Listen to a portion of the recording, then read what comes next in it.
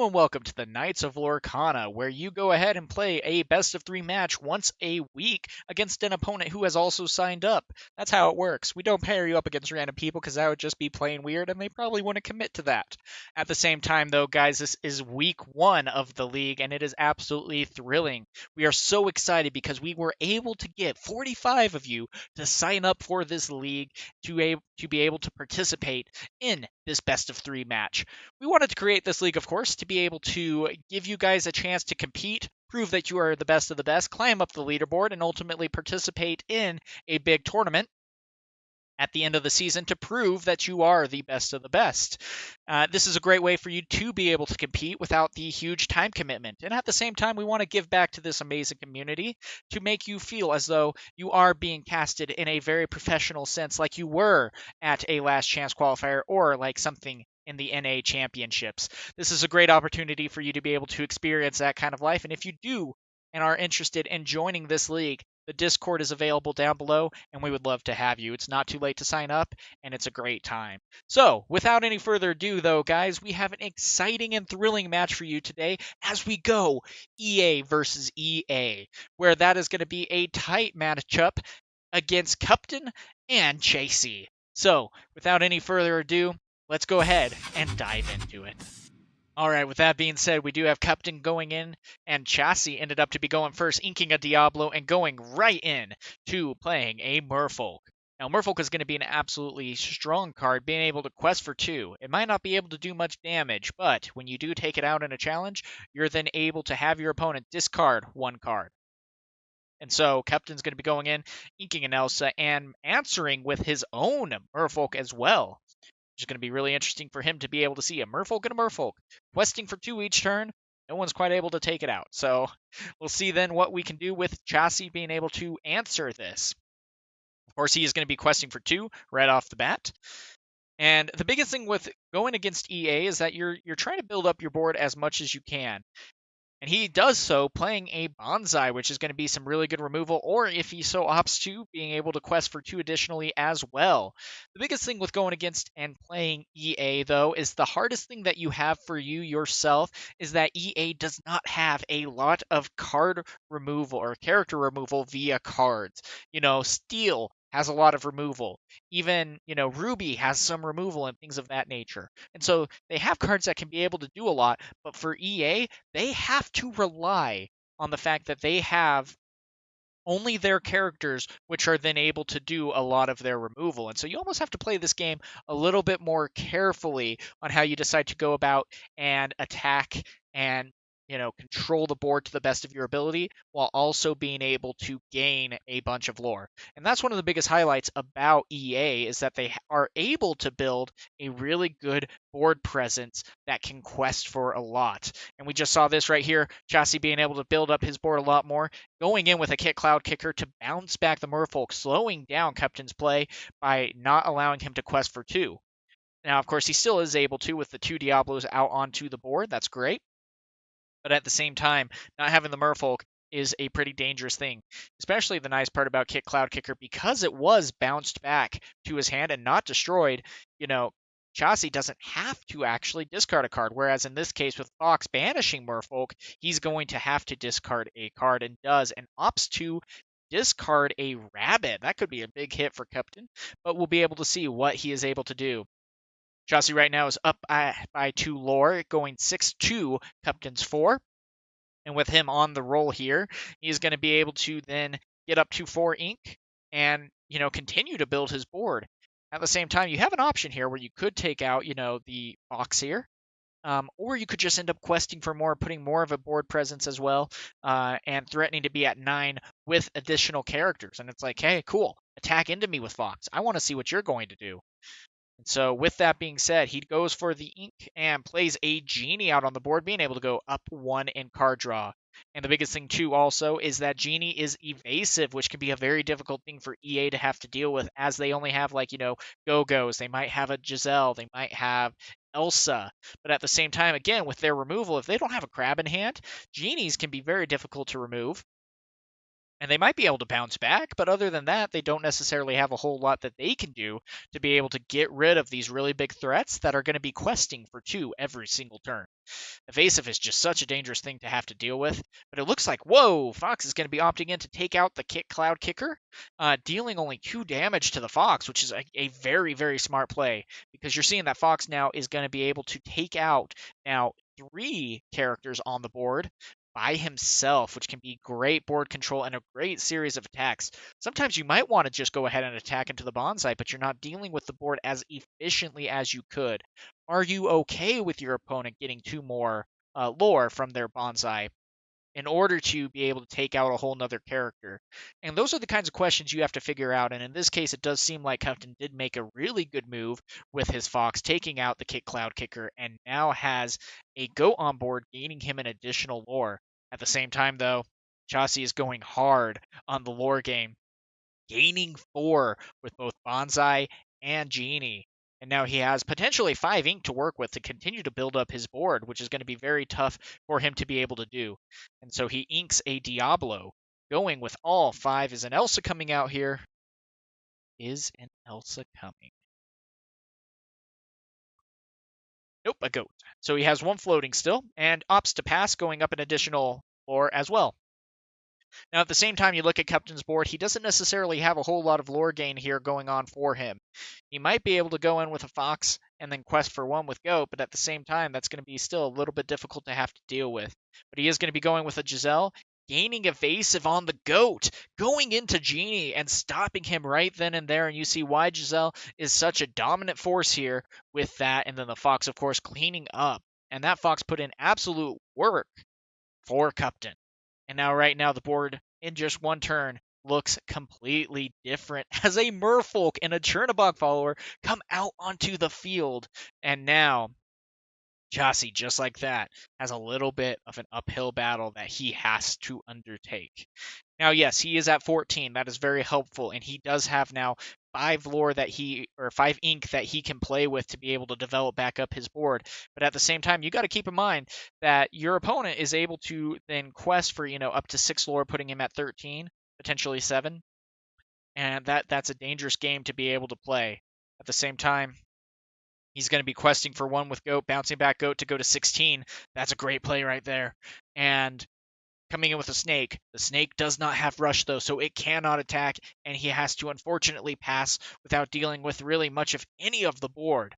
And that is just such a devastating thing. Now, if he did opt in to attack the Merfolk, he would have to discard a card. And in that case, it just felt like he didn't want to do that, and instead keep the cards that he has in hand, only having 2. And so right now, Kuptain has a pretty good momentum shift in his favor here. He does have a difficult choice, though, to make. Do I just quest with everything? And it looks like, yep, so far he's going to be going for 3, 4, 5. And yeah, he's questing for it all right here. And of course, the Chernobog follower could quest for an additional 1. And deciding not to pop it for the card draw. Instead, he's going to be inking a Diablo to play another Merfolk. And so right now, Kuptain, just like that, in 2 turns, is now threatening game, while his opponent is only at 16. He can go 17, 18, play a Goat, get to 19, but he is unable to win the game, which is exactly why I think Kuptain opted in to not necessarily go on the offensive front and instead quest with anything and everything that he has to threaten game for himself. And so right now, Chasey is going to be in a very difficult predicament for himself, trying to figure out if he can take down this board. And if he's not, then it looks like Kuptain's going to be taking game 1. And it's tough because, with only 3 cards in hand, it's like, what do you do in this type of situation? You are able to take out a Merfolk. You're hoping for an Elsa in hand. But even so, is an Elsa really enough for you to be able to get ahead? And at the same time, if you go ahead and attack into the Merfolk, you do have to discard a card from your hand. And that's tough because that's going to mean so long to the Goats. And so you're in a very difficult situation because the odds of top decking another Goat is going to be very slim. And even so, next turn, you're only going to be able to quest for 3 again, max. But he does opt to play the Elsa, costing him 5 of his ink. And he's going to exert what? It's like probably the Merfolk. Good. But still, this is a very difficult situation for Chasey because he only has one ink left. He has a goat in hand. If he attacks into both of the merfolk, he will have then 0 cards in hand and be top decking for potentially his final turn of this game. And that's a very difficult risk to decide on if it is actually worth it. Because if you do attack, there is a small chance that it does play out into your favor. But again, there's a bigger chance that it very well may not. And so usually with EA, of course, you are going to be playing white roses and goats. And so it's going to be interesting to see if you are able to, of course, be able to do that. But he discards a Clarabelle. That's tough to also have late game as well. But an easy discard. So at the same time, though, it's like, what else do you really want to go into? If you go into a Diablo, then in that case, they're going to be gaining a card, and you don't want to give them any more card draw. If you go into Goat, they gain a lore, and you don't want to do that for them either. And so it's like, go into a Chernobog follower, stop them from being able to draw a card potentially, or a Merfolk, and you discard potentially your only win con. And at this point, necessarily, Chasey doesn't need to take out the Merfolk because your opponent, once you do take out his other avenues of attack, won't necessarily have the game able to be won. Even if you don't take out the goat here and he opts into attack like the rabbit or the snake with the goat, Kuptain still will not have the game. So you're able to take out the Chernobog follower and not be able to give your opponent the game all the same, even though they have 4 characters on the board. And so this is going to be a big turn for Kuptain. It still feels like he does have a lot of momentum in his favor, and he could very well charge into the snake with the goat. But he is going to definitely be gaining the 2 lore with the, Merfolk. 1 card in hand, though. At least he has the ink to be able to utilize it, so we'll be able to see what he's going to be able to do with that, but that's still a very difficult situation for him to have to be in, of course. So we'll see.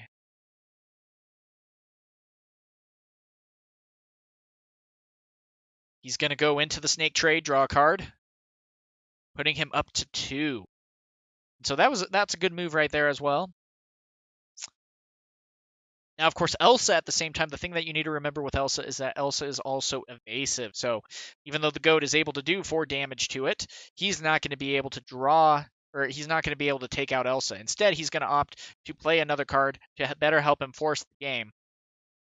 Because only exerted characters can be attacked. And with already an Elsa out on the board, the odds of him having another Elsa is going to be pretty slim. And so being able to build up your board with ready characters can better help you secure this game, especially as you are going up to now 17 with your opponent only having 1 character out onto the board and another Merfolk. So 2 ready characters that could potentially quest for 4. This is a huge, huge card draw opportunity for Chasey. But again, if he ends up missing, then that's going to be a GG, and he has to have something with Rush. If he had a Fox, for example, he could bounce back the Elsa after attacking into something and then playing it and going into something else. But then at the same time, yep, there's just nothing that he can do. It looks like they are going to scoop, and it turns out that Kuptain ends up taking game 1. All right, with that being said, it looks like both opponents have finished shuffling their decks, and they have done their mulligans and everything. They are ready to go into game 2. And at the same time, Chasey lost game 1, so he is able to go first, which can be a very big difference here for EA, especially going in the mirror match. That's going to be one of the hardest things because you're going to be trying to get ahead of your opponent by pretty much any cost necessary. And so the White Rose is going to be coming out for Kuptain as he also plays another Merfolk. I mean, these Merfolks are just coming in clutch. Being able to have them in your opening hand so consistently like this is absolutely awesome to see. And so in this time, you're going to be playing Ursula, especially knowing that your opponent's probably not playing songs. Ursula is almost a dead card in this mirror match. And so that's tough. Everyone's usually playing only 1 big Ursula anyway, but to be able to get another bonsai, the same exact start that he had game 1, but on the flip side, is a really good start. And so going first, getting the bonsai out, being able to go up 2, your opponent's going to be able to go up with the Merfolk as well, but what is he going to be able to do to respond? Looks like he's going to be inking a bell, going up 2, and then he is going to hopefully have a 2-play. If you miss your 2-play, then that's going to be just further that Kuptain's going to be falling behind. That's something that you just do not want to do. So it's going to be an interesting turn of events that he's going to have to play out very carefully, because if you start making small mistakes, especially in the early game, that can really start to make a big difference later in the game. Now, at the same time, we see a Go-Go coming out, which is going to be really interesting because it has evasive, and at the same time, Kuptain's 2 cost can very well go into the Bonsai and take him out with 2-2 even. At the same time, though, it's tough because the Bonsai might take it out, but it looks like he's opting not in to do that, and instead to quest for 4, going up to 6, saying, hey, if you want to trade in, that's fine. My Bonsai's already quested for 2, and it's going to take out one of your characters. And then no, because he's going to be playing a Kick Cloud Kicker, bouncing back the Go-Go to hand so that his Bonsai is safe. Now, of course, at the same time, you still got to be a little bit worried about if a Fox is going to be coming into play, especially going up to 3 ink. That is a very high possibility, especially for this matchup. The Bonsais could still be taken out. At the same time, that could be a little bit dangerous just because, of course, you're then only going to be having a Fox out on the field, taking out like a Merfolk and discarding a card, or trading with a Bonsai, and your field's wide open with them being able to quest for 3. And so you got to be very careful about how you're deciding to handle this board, how to try to get ahead, maybe sacrificing a turn to build up your board better so the next turn you can build into it. And I mean, at the same time, Chasey has done a really good job at being able to play the Cloud Kicker to put your opponent a turn behind and to continue to build up your own board. And so he's doing everything right to try to get back into this match, to try to beat Kuptain game 2. But at the same time, Kuptain's not giving up without a fight. He was able to bounce back, of course, his Merfolk after questing for a snake and playing, of course, the Merfolk back out, gaining that board presence that he so desperately needs.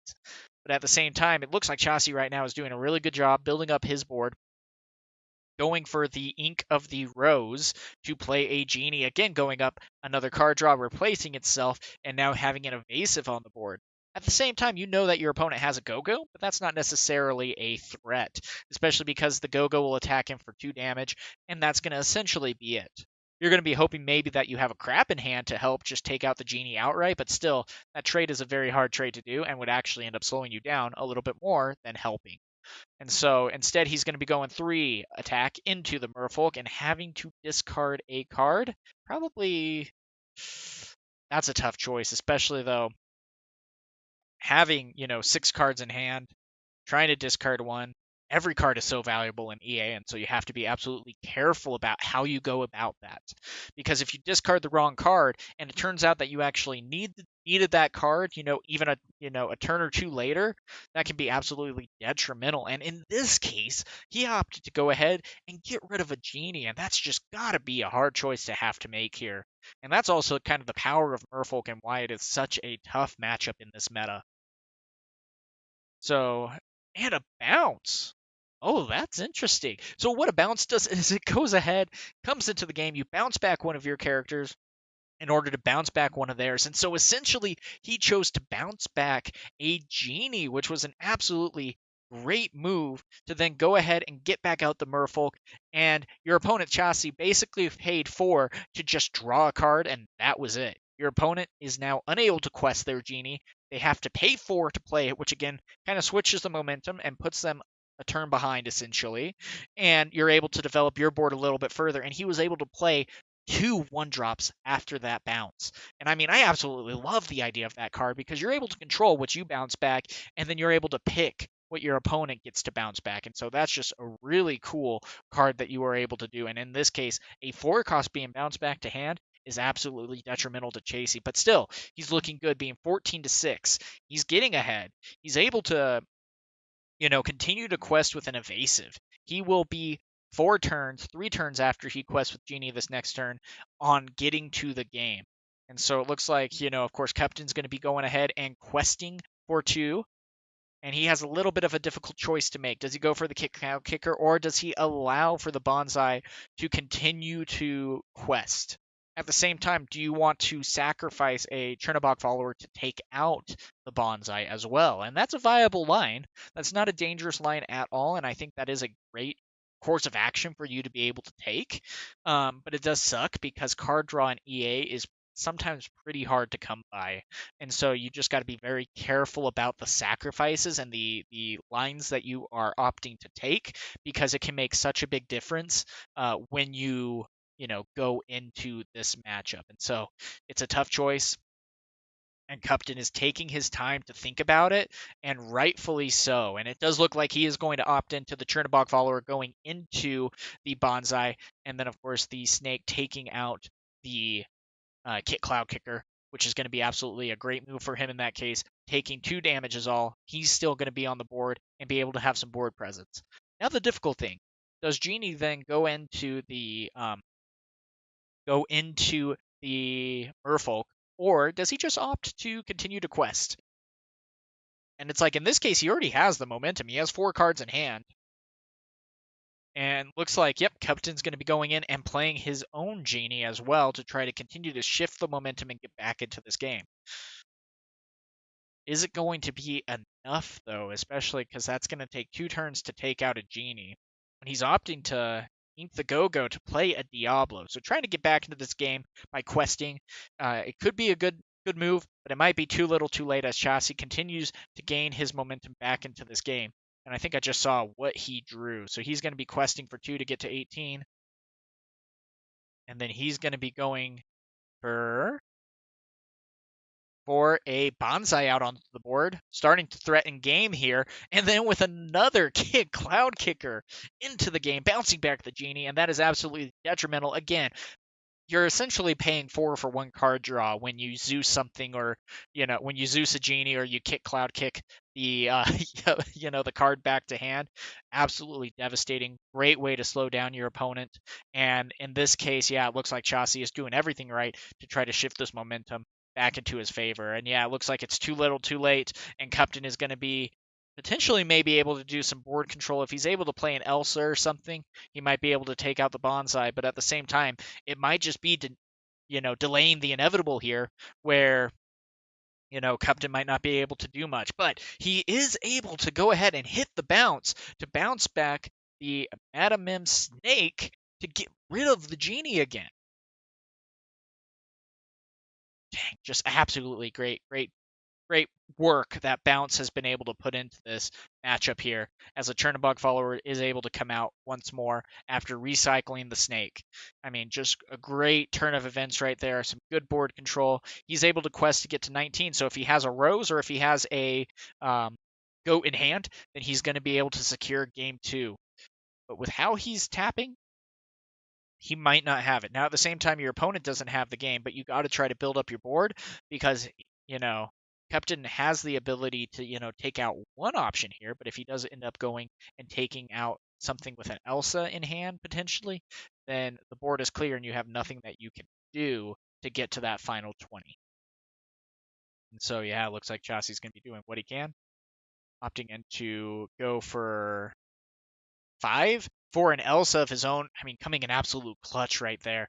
Exerting the Merfolk, taking out the Merfolk. He has to discard a Madam Mim Snake, but I mean, dealt with that board with ease, and now this game is almost as good as done. Elsa being evasive, unable to be attacked by non-evasive characters, but, getting him to that 20. And so in this case, he is going to be trying to get some card draw. Almost would have ran probably a Diablo into the Bonsai first, but still, with Kuptain playing, he is going to be opting. Looks like I don't have the answers that I need. I'm going to scoop. And it looks like Chasey ended up taking game 2. All right, with that being said, we are in the final round of the match. It is 1-1. Kuptain took first game, Chasey took game 2.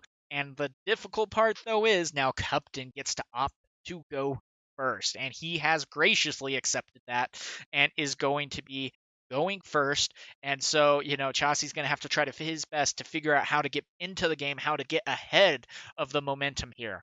Because again, if he goes Curse Merfolk, if he goes, any type of lines that he can start to do in turn 2, turn 3, again, like we've seen, with the person who is opting to go first with EA, come turn 3, they very well could be playing a Cloud Kicker to bouncing back to hand, exactly what you played turn 2, slowing you down even further. And so you just got to be very careful about what you do in order to get ahead in this game. And in this case, yes, it looks like a Merfolk is going to be coming out onto the board to start this momentum shift. And so just absolutely devastating here that he was able to take that. And it looks like a Chernobog follower is going to be the answer. And so that's going to be a difficult situation for Chasey here. Now, at the same time, he might be able to opt in for his Chernobog follower to attack the Merfolk to try to, control the board, discard a card. But it also depends on what Kuptain's going to be able to, play to build up his board. He's going to be inking a bell to go with a Giselle, of course, giving evasive to, Merfolk that can really attack in for so much damage and ends up passing. Now, of course, this is also kind of the dangerous play here because if you do decide to take out the Merfolk, you have to discard a card, and then, of course, the Giselle would be able to attack back and clear each other's boards. But it looks like he's going to be opting in for the card draw here, which is still, a great play. Chernobog follower doing exactly what it's meant to do. Great job there, and trying to build up the card arsenal so that he knows more options, what he could potentially do to build up his board. And with that, though, that's a little tough. Seeing 2 Clarabelles coming out turn 2, the tough part is they don't necessarily have a lot of hit. Their ability also isn't all that great for this matchup because you can pay 2 additional and destroy an item. Both these guys aren't running items, and so, those Clarabelles aren't going to be necessarily in clutch. At the same time, if you know that they're playing a Clarabelle, they're probably going to be playing a big Clarabelle. And so Kuptain, knowing that, of course, is going to be probably trying to play out his hand as fast as possible to try to stop the big Clarabelle from being able to draw cards off the draw. At the same time, though, that's not necessarily their biggest worry in this matchup. And so he's opting in to go 3 for a White Rose to go up to 5 and is pulling out further ahead 5-1, and he passes over to Chasey. So this is going to be a big turn for Chasey here. He's going to have to figure out what he can then do to try to get back into this game. You see your opponent now going to be questing for potentially 4 every single turn. He answers, though, taking out a Merfolk, having to discard 1 card, though. That can be very difficult for you to have to decide on how you're going to be going about doing that. Discarding a Diablo. And so that's a tough choice there. And we'll have 3 to play with. He's going to be questing for 1, going up to 2. Does he have a turn 3 play that he could potentially do? He's going to be inking an Elsa. That's a hard choice, especially in this matchup. And playing a Rose for himself. And now Rose to Rose. But at the same time, Kuptain might be in a little bit of an advantage here because the Rose can be able to quest, and he's going to basically be like, do you want to trade it? And necessarily, like, it's almost in Kuptain's benefit for him to trade him because he's going to gain 1 lore, and then, Chasey's going to attack in without even being able to gain the lore, and Kuptain's going to be up while taking out a character as well. So, yep, that's exactly what he's going to do. He's going to go ahead and quest for 1. Especially because the Clarabelles aren't necessarily all that big of a threat. They're going to be questing for 2 a turn. They're not necessarily going to be doing much more than that. And, with you now having 3 cards in hand, if he does happen to play a big Clarabelle 2 turns from now, not the biggest thing for you to really be worried about. So, I mean, Kuptain here is doing a really good job building up his board. Next turn, he's going to be able to also continue to quest for 3. And it looks like he's not going to be questing with the Giselle necessarily, or attacking for that matter, which very well could be a good move. Because if he does bounce back, he has the answer for genies. Being able to play a snake to bounce back the Giselle, to play it again, to give something evasive, and then attack into those that are evasive. But yeah, it looks like we have Chasey who's going to be going in and doing a trade right here, and then questing for 2. And I mean, it's 6-5, but at the same time, it's like Chasey has to start building up his board, and a rabbit might start getting him there. Again, though, we haven't seen any friends on the other side on either boards for this entire match, and so it's really interesting to see because they're almost struggling a little bit with the card draw, and that can sometimes be the problem that EA seems to run into. And I mean, Genie's help and Rabbit's help, but at the same time, you might start to really struggle with the card draw mid to late game. But at the same time now, we see that Kuptain's going up 2-9 and playing a Fox to bounce back the Giselle and being able to take out a Clarabelle, taking only 1 damage. And so at this point, it might be a good move for Rabbit to be able to go into the Fox and finish it off, and whatnot. And he's giving evasive to another character. And so, the nice part is Rabbit can then go into Fox and be able to draw a card. Depending on what you have in your arsenal too, that might be a very good a good trade here as well. Especially because at this point, Rabbit pretty much all he's good for is maybe singing some songs that you might have in your hand, such as Friends on the Other Side. But at the same time, if you don't have that, then you're almost hoping for maybe a crab or something to kind of help control the board. But in this case, he doesn't necessarily need to. He's going to be trading into the box and drawing a card off of that. At the same time, though, you still have your opponent who can then go ahead and quest for 3, getting up to 12. That's when you start getting in a little bit of a danger zone here with EA, because they can really start to threaten game, especially if things start coming out onto the board that can take damage and you play a go-go, gaining 2, 3, maybe even 4 lore. That can end the game in an instant. So you got to be very careful about that once your opponent starts getting higher. And so he's going to be questing again, going up to 6 with a genie on board, drawing another card. But I mean, at the same time, this is a little dangerous of a situation. The Kit Cloud Kicker almost does feel like a little bit of a dead card, so good ink on that, just because, you have a 3/3, and if you bounce back the Giselle, you're almost helping your opponent by doing so. So that's the biggest thing. So Kuptain is going to be going in and, questing for 3, playing an Elsa, going to be exerting the Genie, and then taking out the Clarabelle, which is, good move. You're not necessarily worried about the 2 lore a turn, and of course the Elsa can take care of that in 2 turns as well.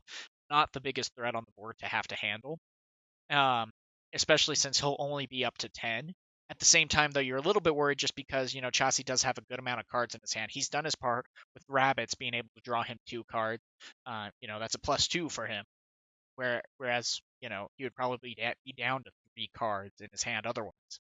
So he has a lot in his arsenal compared to Kuptain's only 2 cards in hand. And cards in hand are an absolute big, big game changer in this meta, especially because those who tend to draw better seem to have a lot better of an advantage into the game because they're able to do so much more, especially with your ink literally coming from the cards that are in your hand, and it just feels like you're in a much safer situation here. And so yeah, it looks like the Genie is able to do a little bit of board control there. He's going to then bounce back the Genie to hand with Fox to again just go ahead and trade in. Because, I mean, the Elsa only going for 1 a turn, not the biggest loss. You're okay with that just because you're trying to get back into the game. And right now, Chasey needs to. He's down by 6 lore. And so it's like, what can you do? And that's a great start. That's a great momentum shift. Going in with the Kit Cloud Kicker to bounce back a 5 cost to hand. That slows you down because you then have to spend the same 5 ink that you've already spent a previous turn to play the Elsa again.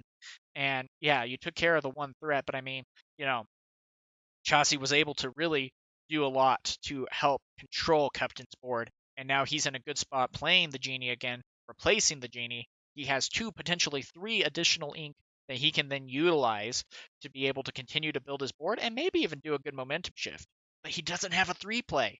He has a 2, and he doesn't have a 3, 2, or 1, which is why he inked the snake. That's pretty telling though, because if he had a 1 cost, he would definitely and most certainly here play it.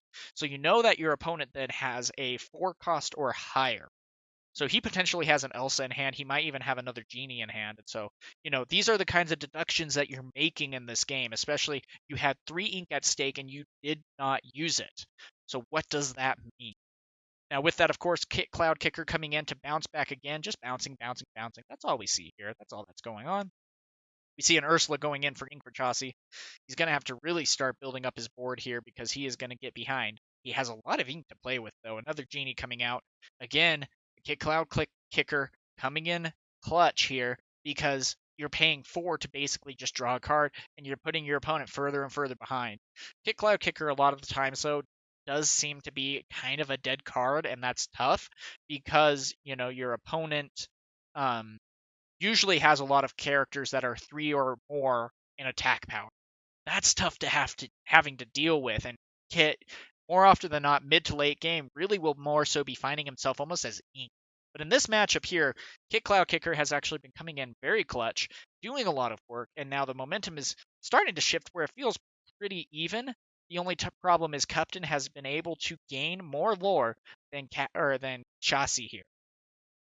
And he's even opting to ink a crab to get out another white rose going up to 18, threatening game because you can't attack ready characters. And so now he has the final 2 on the board, and unless you have an Elsa in play, you won't be able to exert anything to have to deal with this board. And then again, with only 2 characters in hand, there's not much that you can do. And so Kuptain was able to really do a lot here, get a lot done, and it looks like, man, just too little too late. The Fox comes in, but it's not going to necessarily be able to clear up the board enough. And just an absolute wonderful and high level play here from Kuptain and Chasey as this exciting match seems to be coming to a close here.